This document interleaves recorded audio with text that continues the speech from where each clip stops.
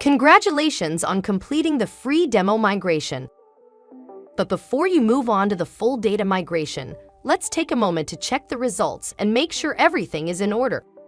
Once you've completed a demo migration, you can view a table with 4 columns. All available records, migrated records, failed records, skipped records. The last 3 columns include reports with the migration results. You should review every data type. But note, the list of supported records depends on 2 aspects: the peculiarities of your source and target platforms and the migration features. Be sure to ask our support team about your specific transfer. So, how to check the migration results? The first step is to click and open the reports for migrated records. It gives you a detailed summary of what has been transferred, including the source and target ID. Copy them and compare every record on the source and target help desks. Let's check tickets. Once you've copied ID, open them on your source and target platforms. Be sure to check if a ticket description, name, and its related agent and contact migrated correctly. Other data like custom fields, tags, attachments, inline images, private and public notes, created at, closed at, and updated at dates of tickets depend on the peculiarities of your specific data migration. If any of them is available for your help desk migration, check them too. Do the same for agents and contacts. Copy the IDs and compare them.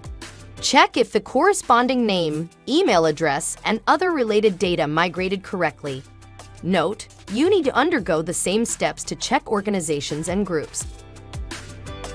If your source and target platforms support a knowledge base, check if articles transfer accurately. Here's how it goes for articles. Copy the source and target ID and compare them on platforms.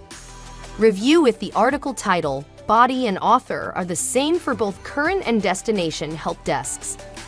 Note that migration of attachments, tags, and inline images depends on the peculiarities of your data transfer.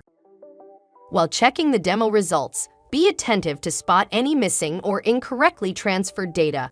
That's because during both demo migration and full data migration, all tickets and related data are migrated in the same way. So if any ticket data did not transfer during the demo migration, it will also not migrate during the full data migration. If you notice any issues with the migration results, be sure to document them and contact our support team for assistance. Once you've done checking the migrated records, proceed to skipped and failed ones. But it's in case you have any. When you open up a report for failed data, you can see the specific error for each record. Study it and then go to your source platform to fix it. As soon as you fix the errors, check the box to restart the demo migration. As for skipped records, you should contact our support team for more details.